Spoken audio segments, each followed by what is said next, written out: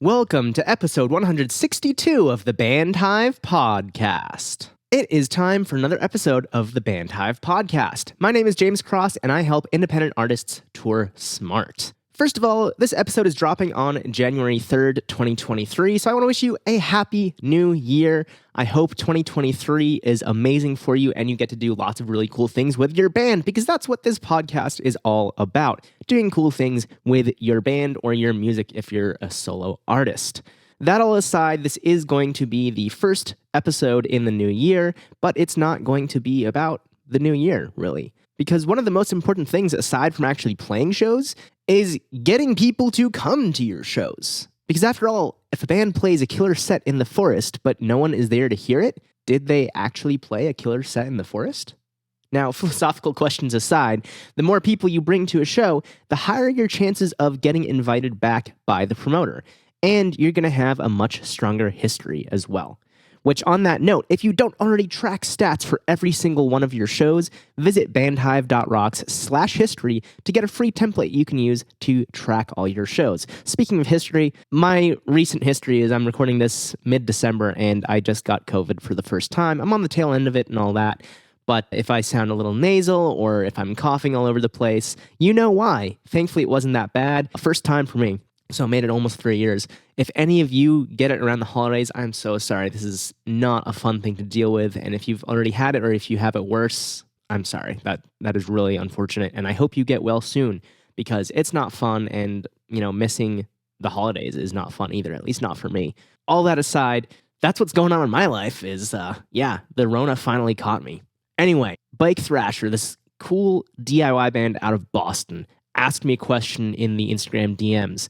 How can independent artists promote their shows? So that's what I'm going to answer this week. Because like I said, if a band plays a killer set in the woods and no one's there to hear it, did they actually play a killer set in the woods? So first and foremost, the best thing you can do is individually message every single person you know in the city you're playing and ask them to come to that show. And I mean this, literally, individually. Every single person. If this is your hometown and you know 500 people, you are going to message 500 people about this show, unless they literally don't go to shows or they don't like music or whatever.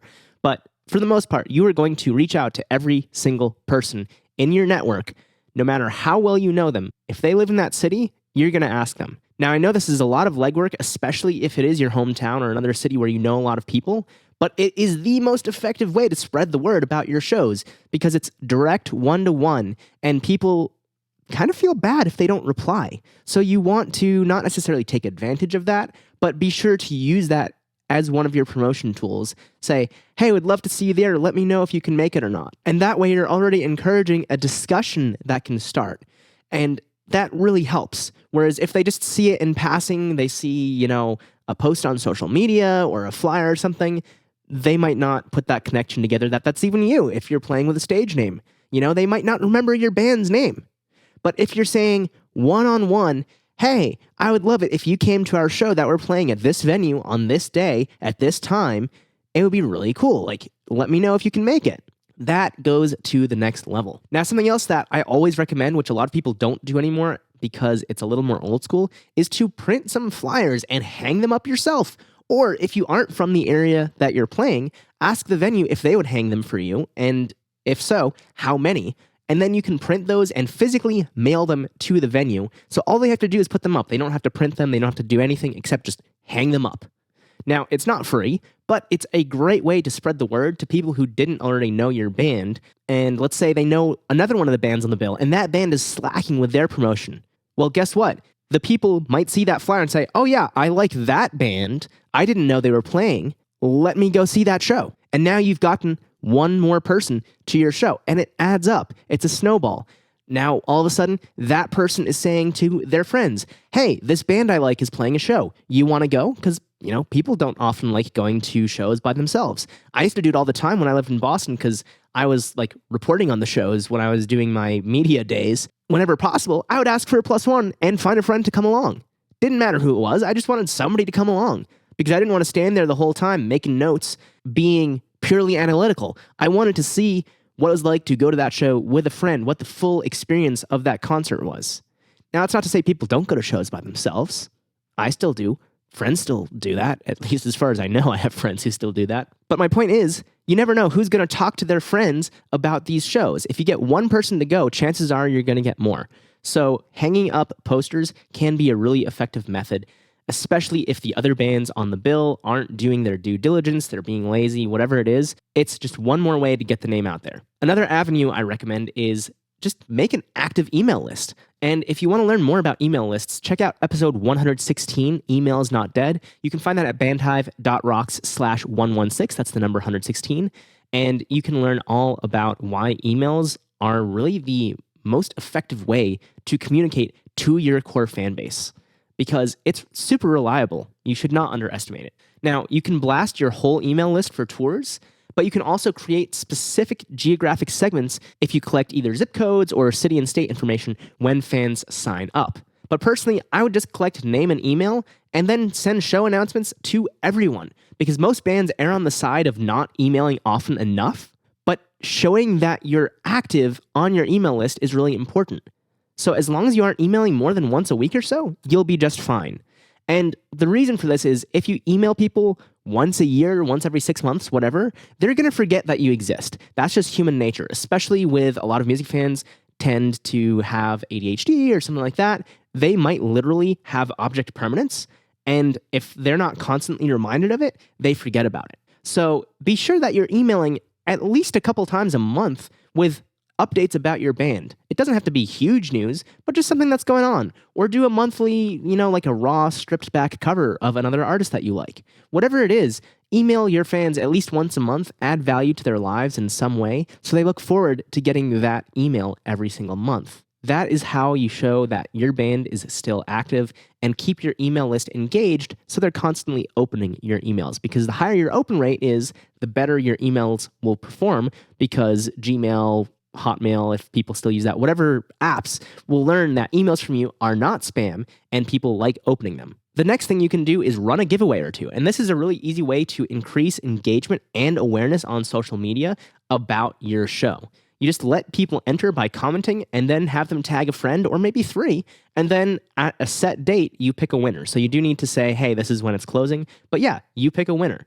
Now, once you've picked that winner, message every other person who entered and apologize and say, hey, I'm so sorry you didn't win and we don't have any more tickets to give away. But if you come to the show and want any merch, just walk up to the table and let us know, show us the comment on the post. You can take a screenshot and we'll give you a little discount. And, I would recommend probably a 15, 20% discount. But that is an incentive for them to come to the show anyway. If they think, hey, I wanted some merch anyway, I can get a discount, great. Or that's just also reminding them, hey, you've personally invited them to come to the show. Now, I see a lot of artists doing contests, but I haven't seen very many, if any, do something like this. So give it a shot, because I think it'll be really effective to go out there and say, hey, sorry you didn't win, but we'd love to see you at the show anyway, because that's basically what you're doing. One last thing is that you should, if at all possible, offer a pre-sale discount for your tickets. So talk with a promoter or venue about this before the show goes on sale. Once the show's on sale, you can't do much. But something along the lines of $8 advance, $10 day of show, or $12 advance, $15, or $18 advance, $20, whatever amount you choose is a great way to get people to buy tickets early. Advanced sales are honestly one of the best things you can do, because that's already showing the venue that, hey, you can actually move some tickets. And one other thing to keep in mind that's kind of related, but not exactly tied into promotion, is as you start playing bigger shows, you're not just going to track the attendance, you're also going to track ticket sales. And this breaks down into 2 different figures. You have your tickets sold and the drop, which is the number of tickets actually used the night of the show. And keep in mind, it's quite common for the attendance to be slightly lower, or the drop to be slightly lower than ticket sales, because people get sick, they get COVID, they have scheduling conflicts, things pop up in life, whatever it is. So don't be disappointed if you have a show that sold out, but it's not actually full, because that's normal. It happens to every artist, even the biggest names. Their drop is going to be lower than the amount of tickets sold. But the good news is that you're getting paid, depending on the deal, based on the amount of tickets sold, while your drop is what you would use to calculate the per head for your merch sales. But one other thing is that ticket sales is what you'll advertise as your draw in that market, as long as those ticket sales can honestly be attributed to your band. If that's ticket sales from another band, then you can't count those. That's not fair. But if you sold those tickets or people bought them to see you, yes, that is part of your draw. Now, as a whole, Bike Thrasher has shown that by asking the question of how to promote their shows, they already have their heads in the right place, because promoting shows is necessary even when there's a promoter. Because after all, a promoter does not have fans. The band does, or at least they should. And I'm talking to you here as well, because if you want to play shows, you should have some fans that you can bring. Promoters do not exist to bring bodies through the door. They put on the event and you bring the people. That's the deal. So even though it is a collaboration between two parties, you cannot expect a promoter to get your fans through the door, because they're your fans, not fans of the promoter. So I'm really stoked that Bike Thrasher asked this question. Their social media and other links will be in the show notes at bandhive.rocks/162. If you want to check them out, I highly recommend it. They do some cool stuff. And aside from that, I'd love to hear what other promotion methods you use and you enjoy for your shows. So if you have some you want to share or some feedback or thoughts, please head on over to our Facebook community, which you can find by searching for Bandhive. That's BANDHIVE on Facebook, and just look for the group, not the page. You can like the page while you're there, but the group is where you want to go. And we'll have a discussion thread for this very episode so you can share your thoughts. That said, you can also find the Facebook group by going to better.band/group, and that will automatically redirect you there.